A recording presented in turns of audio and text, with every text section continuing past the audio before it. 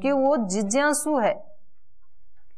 उसको ये नहीं है कि ठीक है जितना आएगा आप अपना भाषण दे दो हम तो सुन लें, ऐसा नहीं है। वो एक एक शब्द को बहुत बारीकी से सुन रहा है, क्योंकि उसको जानना है इस रहस्य को, अर्जुन को। तो जिसको जानना होता है वो फिर इतनी जिज्ञासा से सुनता है पाठ को। तो अब इसका उत्तर दे रहे हैं फिर अगले श्लोक में। तो श्री भगवान उवाच, भगवान ने कहा अक्षरम परम ब्रह्म, परमम ब्रह्म। ब्रह्म क्या है? परमम अक्षरम। ब्रह्म क्या है? परमम अक्षरम। परमम अक्षरम माने, परमम माने सबसे श्रेष्ठ, सबसे परे, और अक्षर मतलब अविनाशी, जिसका कभी नाश नहीं होता है, अविनाशी। तो कभी न नष्ट होने वाला, और जो सबसे श्रेष्ठ है वो है ब्रह्म। शरीर से भी श्रेष्ठ क्या है? इंद्रियां। इंद्रियों से भी श्रेष्ठ क्या है? मन। मन से भी श्रेष्ठ बुद्धि, और बुद्धि से भी श्रेष्ठ आत्मा। तो ये पहले बताया था। और आत्मा से भी श्रेष्ठ परमात्मा। तो जो सबसे परम है, सबसे श्रेष्ठ है, वो ब्रह्म है। श्रेष्ठ का मतलब होता है उससे ज्यादा शक्ति आगे बढ़ने की, पहले वाले से। जैसे शरीर से जो कर्म कर सकते हैं, उससे भी बड़ा कर्म किससे कर सकते हैं? इंद्रिय से। और इंद्रियों से हम जो कर्म करते हैं, उससे भी अच्छा कर्म कैसे बन सकता है? वो मन के सहयोग से। और मन से जो हम सोचते हैं, उससे भी अच्छा कर्म किससे कर सकते हैं? बुद्धि से। और बुद्धि के जो निर्णय हैं, उससे भी ज्यादा श्रेष्ठ कर्म कब हो सकता है? जब आत्मा अपने स्वरूप में रह करके कर्म करता है। इसलिए क्या कहा जाता है हमें कार्य कैसे करना? सोच समझ करके। सोचना किसका काम है? मन का। मन सोचता है, करूं ना करूं ये कौन सोचता है? मन। और समझता कौन है? बुद्धि समझती है कि ये अच्छा है, ये बुरा है। इसलिए हमें क्या कहा जाता है? सोच समझ के सोचना, लेकिन उसके बाद समझना जरूरी है, बुद्धि का निर्णय लेना जरूरी है। केवल मन के सोचने से आगे मत चलना, सोचना भी, आगे समझना भी। बुद्धि रूपी यंत्र मिला ही इसलिए है कि एक अच्छे बुरे का निर्णय लेके तब आगे बढ़ना। तो इसलिए हमारे यहाँ सामान्य रूप से कहा है भाई सोच समझ के चलना जीवन में। तो यहां कहा अक्षरम परमम ब्रह्म। ब्रह्म क्या है? परम अक्षर, जो सबसे श्रेष्ठ है वो ब्रह्म है। और जो कभी नष्ट नहीं होता है, जिसमें कोई चेंज नहीं आता है, कोई परिवर्तन नहीं आता है, वो ब्रह्म है। और अध्यात्म क्या है? तो कहा स्वभावो अध्यात्मम उच्यते। अध्यात्म क्या है? स्वभाव। स्वभाव ही अध्यात्म है। स्व मतलब आत्मा। और उस अपने आत्मा का जो भाव, भाव माने सत्ता, उस आत्मा की जो सत्ता है, उस आत्मा के जो गुण हैं, वो ही हमारा स्वभाव है। स्वभाव यहाँ पर अनेक प्रकार की जो आदतें डाल लेते हैं, वो वाला शब्द नहीं है यहाँ पर। स्वभाव मतलब स्व मतलब आत्मा, और भाव मतलब सत्ता। तो अध्यात्म क्या है? अध्यात्म मतलब आत्मा से संबंधित। अधि मतलब संबंध, अधि आत्म, अध्यात्म। अधि आत्म माने आत्मा के साथ संबंध। तो आत्मा के गुणों के साथ संबंध होना यही अध्यात्म है। तो हमारी आत्मा के गुण क्या हैं? गुस्सा है कि शांति? तो वो ही अध्यात्म है। आत्मा का गुण झूठ बोलना है कि सत्य में प्रतिष्ठित होना है? तो सत्य बोलना ही अध्यात्म है। आत्मा का गुण अपवित्रता है या पवित्रता है? तो फिर पवित्रता में जीना ही अध्यात्म है। नित्य शुद्ध बुद्ध मुक्त स्वभाव वाला है ना आत्मा, सांख्य दर्शन में कहा। तो शुद्ध रूप में जीना यही अध्यात्म है। बुद्ध ज्ञान पूर्वक जीना, अज्ञान में ना जीना, यही अध्यात्म है। मुक्त आत्मा का ही स्वभाव है, इसलिए किसी भी बंधन में न बंध करके कार्य करना, मुक्त होकर के ही कार्य करना, ये अध्यात्म है। किसी भी राग द्वेष से युक्त होकर के ना करना कार्यों को, यही अध्यात्म है। तो इसलिए अध्यात्म क्या है? स्वभावो अध्यात्मम उच्यते। अध्यात्म क्या है? स्वभाव। स्वभाव ही अध्यात्म है। तो 2 प्रश्नों का उत्तर दे दिया। किम तद ब्रह्म? अक्षरम परम परमम ब्रह्म। किम अध्यात्मम? स्वभावो अध्यात्मम उच्यते। तीसरा था किम कर्म? कर्म क्या है? तो तीसरे का उत्तर है भूत भावोद्भव करो विसर्गः कर्म संजीतः। कर्म संजीतः, कर्म की संज्ञा किसको दी है? भूत भावोद्भव करो विसर्गः। विसर्ग माने सृष्टि, और इसमें भूत भाव उद्भव कर। तो भूत से यहाँ भूत के 2 अर्थ होते हैं, भूत मतलब प्राणी और भूत मतलब पंचभूत। तो 5 भूतों का उद्भव करना मूल प्रकृति से, और पंचभूत तक की जो प्रक्रिया है वो किसकी प्रेरणा से होती है? चेतन की, ईश्वर की प्रेरणा से होती है। तो ये ईश्वर का कर्म हो गया। तो भूत मतलब पंचभूत, और भूत मतलब प्राणी। तो ये जितना भी प्राणी जगत है जो पंचभूतों से बना है, हमारे मनुष्यों के शरीर से लेकर के पशुओं के शरीर, वृक्षों के शरीर, कीट पतंग के शरीर, जलचरों के शरीर, थलचरों के शरीर, आकाश गगनचर जो पक्षी आदि हैं उनके शरीर, ये सब 5 भूतों से बने हैं ना। तो ये किसी मनुष्य ने तो बनाए नहीं, तो ये सब किसने बनाए? ईश्वर ने। तो सब प्राणियों को भूत भाव उद्भव कर, भूतों के शरीरों का उद्भव करना। भूत भाव, भाव माने सत्ता, सब प्राणियों के सत्ता को उत्पन्न करना, या पंचभूतों की सत्ता की उत्पत्ति करना। विसर्ग, विसर्ग माने सृष्टि करना। तो पंचभूतों की सृष्टि करना और सभी प्राणियों की सृष्टि करना। सभी प्राणियों के मतलब सभी प्राणियों के शरीरों की, आत्मा का तो कोई सृष्टि करना नहीं है। तो ये सब क्या है? कर्म संजीतः, इसको कर्म कहते हैं। एक शब्द में कहें तो सारी सृष्टि की रचना करना, सारी सृष्टि की रचना करना, पालन करना, प्रलय करना, तो ये ईश्वर का कर्म है। कोई एक घर का जो मुखिया होता है तो वो अपने घर की सृष्टि करता है, घर बनाता है, फिर घर में रहने वाले सभी प्राणियों का पालन करता है।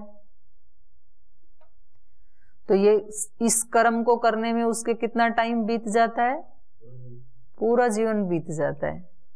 वो कहता है कि मेरे पास तो टाइम ही नहीं है कि मैं कुछ और कर्म करूं, क्योंकि मेरे पास इतना काम है। तो ये एक परिवार को चलाने के लिए व्यक्ति के पास टाइम नहीं है, और सारी सृष्टि को बनाना, इस व्यक्ति को तो अपने घर में पानी लाना है तो एक टंकी ऊपर लाके रख दे तो बहुत है, उतना ही करना है ना उसको, तो फिटिंग करवा दे, टंकी ला दे, कुआं खोद ले ज्यादा से ज्यादा, पर नीचे कुएं में भी पानी बनाना ये तो वो नहीं करता है, वो तो बना बनाया है, किसी ने बना दिया। तो जिसने इतनी सारी सृष्टि, इतने प्राणियों के लिए जल बनाया, और केवल पीने के लिए नहीं, नहाने के लिए भी बनाया, और केवल नहाने के लिए नहीं, कपड़े धोने के लिए भी बनाया। नहीं तो आपको लाना पड़े ना, तो ऐसे गिन गिन के बाल्टियां दो अपने घर वालों को। जब व्यक्ति को देना होता है, मेरे को याद है जब मैं छोटी थी तो मेरी ड्यूटी पानी भरने की होती थी, और हमारे समय में घर में नल नहीं होते थे गांव में, बाहर के नल से लाना पड़ता था। और हमारे घर में जिस परिवार में पैदा हुए उसमें ऐसी परंपरा थी कि महिलाएं बाहर नहीं निकलती हैं, पर्दा प्रथा थी, लड़कियां बाहर का काम करती हैं, महिलाएं जो हैं वो घर में साफ सफाई करना, खाना बनाना, कपड़े धोना, अंदर का काम सब महिलाएं करती हैं, बाहर क्या लड़कियां करती हैं। तो मेरे को याद है जब मैं कॉलेज जाती थी तो सुबह सुबह पहले 15 घड़े भर के जाती थी, टंकी थी बड़ी, उसको भर भर के जाती थी। बाल उड़ गए थे सिर के यहाँ से घड़े ढो ढो करके, और ऐसी इच्छा होती थी कि आऊं तब तक ये थोड़ा थोड़ा बरतें पानी को। और जब मैं वापस आती थी कॉलेज से तो टंकी खाली मिलती थी, तो मैं बाद में साइकिल खड़ी करती थी, पहले टंकी देखती थी और उसको देखते झुंझलाती थी, सारा खर्च कर दिया। तो मेरी माता जी और भाभी जो घर में महिलाएं थी बोले हमें तो ऐसा आंधी तूफान से भी डर नहीं लगता जैसा ये पानी खर्च करने से डर लगता है। लगता है आते ही डांटेगी हमें कि सारा खर्च कर, क्योंकि उनको उसी में कपड़े धोने, उसी में पोछा लगाना, उसी में बर्तन धोने, उसी में स्नान करना, सारा काम उसी पानी में करना है। तो क्या करें। तो अब आदमी को यदि पानी ऐसे बनाना भी पड़े, वो तो बना बनाया लाते थे, तो कैसा लगेगा। और ईश्वर के विष्णु कर्माणि पश्यत है, उसके कर्मों को देखो, कितना अनंत जल बनाया हमारे लिए। गंगा बह रही है, जितना मर्जी आप नहाओ, जितना मर्जी पियो, जितना मर्जी खेत में दे दो, जितना मर्जी कपड़े धो लो, कुछ करो आप, बिजलियां बना लो। ऐसे ही अनंत वायु, अनंत सूर्य, कोई बिल नहीं आता है। बिजली का तो मीटर चलता है, बिल आता है। आप जितनी लाइटें चलाएंगे, एसी चलाएंगे, हीटर चलाएंगे, बिल आ जाएगा महीने में आपके पास। ईश्वर ने कितने अनंत काल से सूर्य दे रखा है और उसका कोई बिल आज तक किसी को नहीं दिया। तो कितना बड़ा कार्य है ये। तो ये कर्म है। किम तत्कर्म, कर्म क्या है, ये ही कर्म है, सृष्टि को बनाना, सृष्टि को चलाना। तो इन्होंने पूछा था कि ऊपर पूछा था किम तत्कर्म, किम कर्म पुरुषोत्तम, तो उसका उत्तर दिया भूत भाव उद्भव कर विसर्ग कर्म संजीतः। सारे प्राणियों की सृष्टि करना, भूत भाव उद्भव कर, जड़ चेतन दोनों प्रकार के भूतों को जो उत्पन्न करने वाला अर्थात सृष्टि रचना का जो कार्य है, ये कर्म संजीत, कर्म नाम से कहा जाता है। तो 3 प्रश्नों का उत्तर दे दिया जो पहले श्लोक में पूछे थे। ब्रह्म क्या है, बोलो ब्रह्म क्या है, इसी में उत्तर दो। किम तद ब्रह्म, अक्षरम परमम ब्रह्म, ऐसे बोलो। किम कर्म, नहीं दूसरा था ये, किम अध्यात्मम, किम अध्यात्मम, स्वभाव अध्यात्मम उच्यते, स्वभाव ही अध्यात्म है। तीसरा है किम किम कर्म, कर्म क्या है, भूत भाव उद्भव करो विसर्ग कर्म संजीत। तो 3 प्रश्नों का उत्तर दे दिया। चौथा क्या था, अधिभूतम च किम, ये अधिभूत क्या है और अधिदैव क्या है, तो वो अगले श्लोक में दे रहे हैं। अधिभूतम क्षरो भाव पुरुषश्च अधिदैवतम, और तीसरा था अधियज्ञ। 3 शब्द पूछे थे ना, अधियज्ञ अहम एव अत्र देहे देहभृताम वर। अधिभूतः, अधिभूतम क्षरः भावः, क्षर भाव, क्षर मतलब नष्ट होना, नाश, विनाश। तो भूत कैसे स्वभाव वाले हैं, नष्ट होने वाले।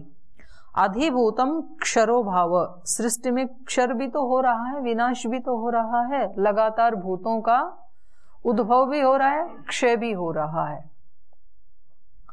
तो अधिभूतम भूतों से संबंधित, क्षरः नाश, अनित्यता, भूतों से संबंधित अनित्यता। नए शरीर बन रहे हैं, नए बच्चे पैदा होते रहते हैं और रोजाना पुराने शरीर मरते रहते हैं। तो रोज क्रम चलता है, ये रोज क्या हर घंटे चल रहा है। हर घंटे में बहुत सारे बच्चे पैदा हो जाते हैं देश में, बहुत सारे लोग मौत को प्राप्त हो जाते हैं। तो क्या हो रहा है, ये भूतों का क्षय भी हो रहा है और उद्भव भी हो रहा है, तो ये नाश भी हो रहा है। इसको क्या कहेंगे, अधिभूतम। अधिभूतम क्षरो भाव पुरुषश्च, इस पुरुष का जीव रूप इस आत्मा का नाश को प्राप्त होना, ये क्या है? अधिभूत। या पांचों भूत जो हैं वो क्षय को भी प्राप्त हो रहे हैं और सृष्टि को भी प्राप्त हो रहे हैं। नए नए घड़े बनते रहते हैं, लेकिन जितने घड़े बने हैं वो धीरे धीरे वो भी हो रहे हैं ना, पुराने भी, तो उनका वो निकलता जाता है ऊपर से और फिर वो बिल्कुल ही टूट जाते हैं, तो उनका क्षय भी हो रहा है, उद्भव भी हो रहा है। ये अधिभूत है। अधिभूतम क्षरो भाव पुरुषश्च अधिदैवतम, और ऐसे ही अधिदैवत, अधिदैवत माने दैवी शक्तियों का भी, ऐसे ही दैवी शक्तियों का उद्भव भी हो रहा है, क्षय भी हो रहा है। और अधियज्ञ अहम एव अत्र, अधियज्ञ मतलब यज्ञ से संबंध, तो मैं ही इन तीनों में भी, अहम एव मैं ही हूं। क्षय हो रहा है या उत्पत्ति हो रही है, वो भूतों से संबंधित है या दैव से संबंधित है, दैवी शक्तियों से संबंधित है। दैवी शक्तियां सूर्य चंद्र आदि, इनको देव माना जाता है ना, तो ये दैवी शक्तियां हैं। या फिर अधियज्ञ, यज्ञ से संबंधित। और यज्ञ के लिए तो गीता में बताया था कि मैंने ये सारी सृष्टि कैसे बनाई है? सहयज्ञा, सहयज्ञा, सहयज्ञा,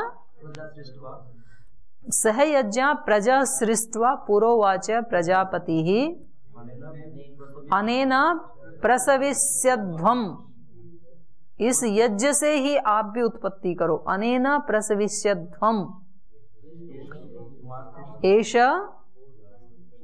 एष अस्तु वह कामधुक्, और ये यज्ञ आप सब के लिए कैसा हो? इष्ट कामधुक्, आपकी मनोकामनाओं को पूरा करने वाला हो। तो ऐसे तीसरे अध्याय में बताया था कि ये सारी सृष्टि ही मैंने कैसे बनाई है? सहयज्ञ, यज्ञ सहित सारी सृष्टि में यज्ञ हो रहा है, इसलिए इस यज्ञ से ही आप अनेना प्रसविष्यध्वम, तुम भी नया सृजन कैसे करना? यज्ञ भाव से करना। यज्ञ भाव का मतलब क्या है? दूसरों की भलाई का भाव। जब हम यज्ञ करते हैं तो भाव क्या होता है? इदम अग्नये इदं न मम, ये अग्नि के लिए है, मेरे लिए नहीं है। तो जो भी कर्म कर रहा हूं वो दूसरों की भलाई के लिए है, मेरे लिए नहीं है। मेरी तो हो ही जाएगी, दूसरों की भलाई में मेरी भलाई छिपी हुई है। तो आचार्य जी बोलते हैं ना इस बात को कि आप जो भी कर्म करें तो भाव कैसा रखना? दूसरों को सुख देने का, तो अपने आप को तो ऑटोमेटिक मिल ही जाएगा। जो लोग दूसरों के सुख के लिए, दूसरों की खुशियों के लिए पूरे जीवन में कर्म करते हैं, उनको अपनी खुशी तो मिल ही जाती है, उसके लिए अलग से अतिरिक्त प्रयास नहीं करना पड़ता है। बांटन वाले को लगे जो मेहंदी को रंग, जैसे किसी की ड्यूटी है कि ये मेहंदी है, आपको अपने लिए यूज नहीं करनी है, ये सारी किसी दूसरे को बांटनी है। तो वो जब हाथ से बांटता है ना सबको, तो उसके हाथ में तो अपने आप ही कलर हो जाता है लाल, उसको अलग से लगाने की आवश्यकता नहीं है, वो रंगा ही जाता है उसके पास।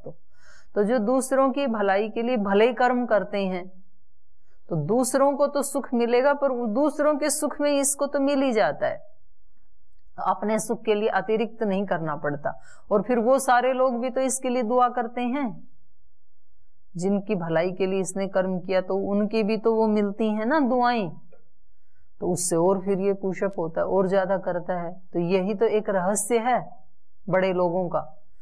पहले वो कुछ लोगों की भलाई के लिए करते हैं, फिर वो सारे लोग उनको दुआएं देते हैं तो उनको एनर्जी मिलती है, फिर और ज्यादा लोगों की भलाई के लिए करते हैं, फिर उनको 1000 लोगों से दुआएं मिलती हैं, फिर कई हजार की भलाई के लिए करते हैं, फिर कई हजारों की दुआएं मिलती हैं, फिर लाखों की भलाई के लिए करते हैं, फिर करोड़ों की भलाई के लिए। ऐसे वो ज्यादा ज्यादा बढ़ाते जाते हैं अपनी सेवा को, और जितनी सेवा को बढ़ाते हैं उतनी उतनी लोगों की उनको दुआएं मिलती हैं, एनर्जी मिलती है।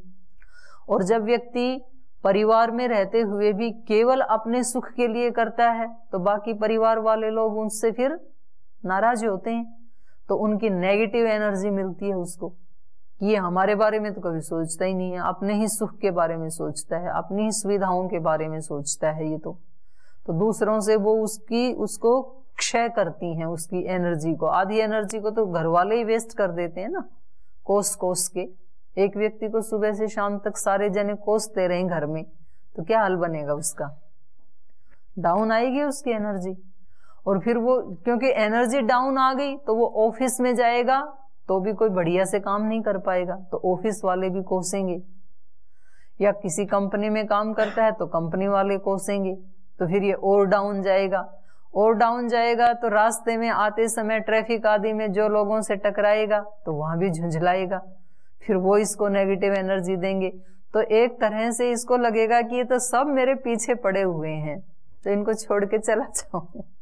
तो छोड़ के चला जाता है तो और उसकी एनर्जी कम होती है, तो जहां जाएगा वहां भी फिर वैसे ही कर्म करेगा।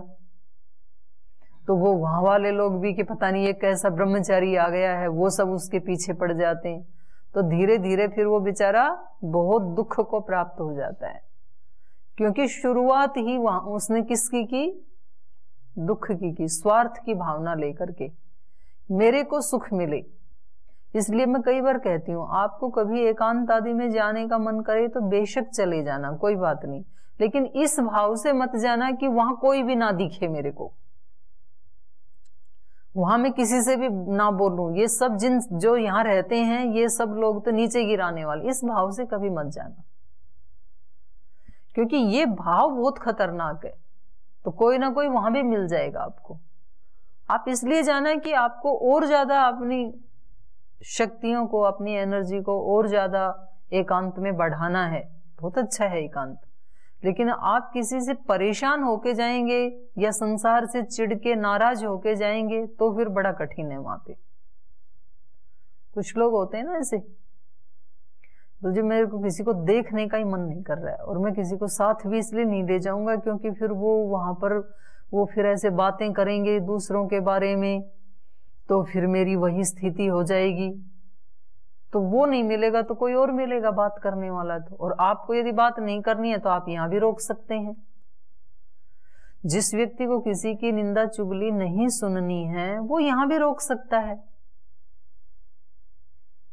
मेरे को तो इतने बड़े संगठन में बहुत, मैं कभी जाती हूँ, बोल जी आपसे कुछ बात करनी थी। मैंने कहा अच्छा बताओ।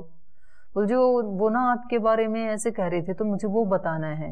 मैंने कहा नहीं नमस्ते, मुझे वो सुनना ही नहीं है, मेरे बारे में कोई क्या बता रहा था, क्योंकि मेरे बारे में मेरे से ज्यादा कौन जानता है। तो जो जिसने जो कहा होगा वो उसका ओपिनियन होगा, तो वो उसके पास रहे, मुझे लेके भी क्या करना है।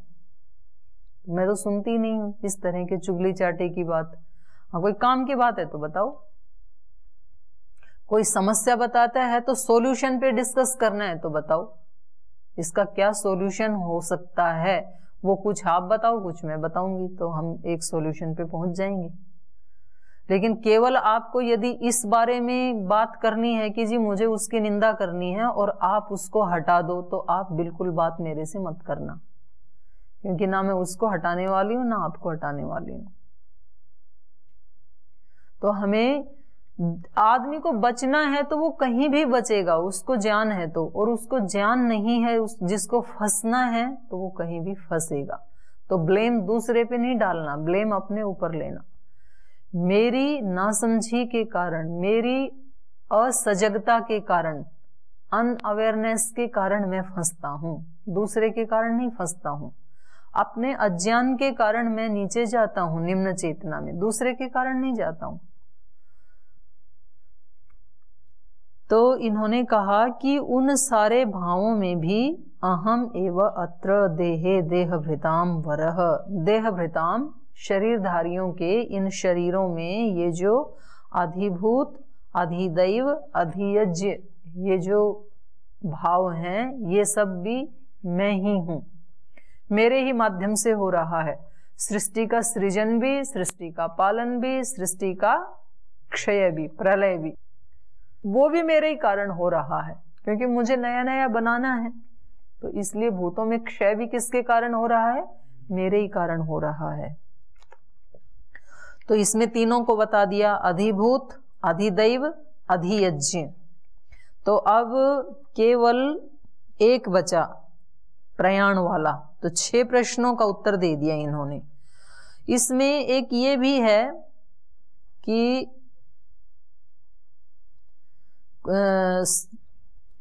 6 रूप हैं इस सृष्टि में ब्रह्म के।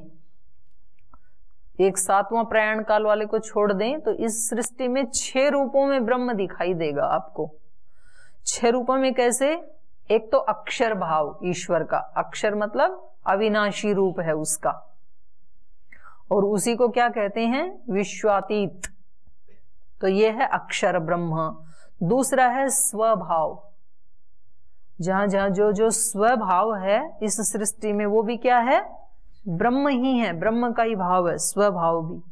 फिर है भूत भाव, 5 भूतों से जो बना है, तो एक ये भाव है। ये भी सारे भूतों में भी कौन है? ईश्वर ही है। ये भूत मतलब सारे जड़ पदार्थ और सारे जो चेतन के साथ जो युक्त हैं वो सारे शरीर आदि मनुष्यों के और दूसरी योनियों की, तो ये भूत भाव है। फिर सृष्टि में एक क्षर भाव दिखाई देता है। क्षर मतलब नष्ट होने वाला। हम सब के शरीर निरंतर नष्ट हो ही रहे हैं, क्षय को प्राप्त हो ही रहे हैं। वैसे तो हम जन्मदिन मनाते हैं, लेकिन वास्तव में तो वो मरण दिन ही होता है। 1 साल और कम हो गया, दूसरे लोग बधाई देते हैं कि आपको जन्मदिन की बधाई, और बधाई कहेगी 1 साल और कम हो गया जीवन का। पिछली बार 1 साल था, अभी 1 और घट गया। तो क्षर भाव है एक सृष्टि में। एक है पुरुष भाव, तो जो ये चेतन भाव है ये भी ब्रह्म ही है। और छठा है यज्ञ भाव, अधियज्ञ। तो अधियज्ञ भी क्या है? ईश्वर ही है, क्योंकि ईश्वर ने ये सृष्टि कैसी रची है? सहयज्ञ, यज्ञ सहित रची है ये सृष्टि। तो ये 6 भाव ये भिन्न भिन्न दिखाई देते हैं, लेकिन सब के सब क्या हैं? ये ब्रह्म के ही रूप हैं। ये 6 ब्रह्म के ही रूप हैं। तो इन्हीं को ही हम अध्यात्म कह देते हैं। पहले वाले को अक्षरम को तो ब्रह्म कह देते हैं, दूसरे वाले को स्वभाव को ही क्या कह देते हैं? अध्यात्म कह देते हैं। और तीसरा ये जो सृष्टि की रचना हो रही है इसको कर्म कह देते हैं। फिर अधिभूत, अधिदैव, अधियज्ञ, ये तीनों सृष्टि में कहीं सृजन हो रहा है, कहीं क्षय को प्राप्त हो रहे हैं, और कहीं भलाई के कर्म हो रहे हैं दूसरों की। तो ये सारा अधियज्ञ है। तो इन भिन्न भिन्न नामों से कह देते हैं, 6 नामों से, ब्रह्म, अध्यात्म, कर्म, अधिभूत, अधिदैव, अधियज्ञ। तो अधि का शब्द, अधि शब्द का अर्थ क्या है? उससे संबंधित, जिसके साथ अधि लगा है उससे संबंधित। अधियज्ञ, यज्ञ से संबंधित। अधि आत्म, आत्मा से संबंधित। अधिदैव, दैव से संबंधित। तो ये अधि शब्द का प्रयोग है। तो ये 6 हो गई। तो इन सब में यहां भगवान ने कहा अहम एव अत्र, मैं ही बैठा हूं इन सब में। जो निराकार रूप है अक्षरम, उसमें तो मैं हूं ही हूं, लेकिन जो अध्यात्म है, अध्यात्म माने जो आत्मा का अपना रूप है, जो अपना रूप है उसी को गीता ने स्वभाव कह दिया, निज सत्ता को ही। तो ये जो प्रचलित अर्थ है आध्यात्मिक, उसको ही यहां पर क्या कह दिया? स्वभाव। स्वभाव का मतलब ही क्या है? अध्यात्म। और उसके पीछे, उस अध्यात्म के पीछे कौन है? अहम एवत्र। तो कुछ लोग कहते हैं कि ये सृष्टि तो कर्म से चल रही है, इसमें ईश्वर की कोई आवश्यकता नहीं है। जो जैसा कर्म करता है वैसा उसको फल मिलता है। जैसा बीज बोएंगे वैसा वृक्ष बनेगा, वैसा ही उसका फल आएगा। अच्छा काम करेंगे अच्छा फल, बुरा करेंगे बुरा। तो ये सारी सृष्टि कौन से नियम पे चल रही है? कर्म के आधार पे चल रही है। तो कह रहे हैं वो भी ठीक है, कर्म के आधार वाला ऐसा जो मानते हैं वो भी ठीक है, लेकिन उस कर्म की भी इस प्रक्रिया में कौन है?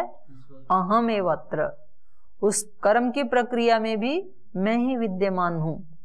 तो अलग अलग लोगों को अलग अलग रूप में ये सृष्टि समझ में आती है। तो जिनको ये समझ में आता है कि कर्म पे ही सब चल रहा है तो भी ठीक है, तो वहां भी मैं ही हूं। फिर कुछ तीसरी प्रकार के लोग हैं अधिभूत। बोले सारा संसार किससे बना है? भूतों से बना है, पंचभूतों का है विस्तारा। और तू तो केवल ज्ञाता है जाननहारा। बोले ठीक है। बोले शरीर भी पंचभूत हैं, ये सारी सृष्टि भी पंचभूतों का विस्तार है, और है ही क्या। तो बोले ये ठीक है, ऐसा मान लो तो भी ठीक है, लेकिन इन भूतों की इस रचना के पीछे भी कौन है? मैं ही हूं, क्योंकि भूत तो जड़ है ना, तो भूतों को भूत बनाने वाला भी मैं ही हूं। मूल प्रकृति से पंचभूत पर्यंत जो परिवर्तन होते हैं। फिर अधिदैव, कुछ कहते हैं कि नहीं ये तो दैवी शक्तियां चला रही हैं इस सृष्टि को, सूर्य चंद्र आदि।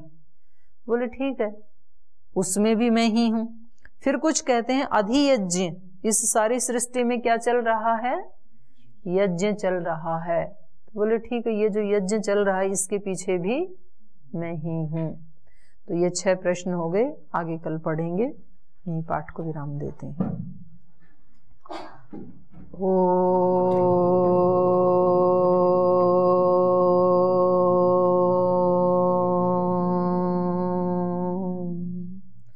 शांति शांति शांति। श्री गुरुभ्यो नमः।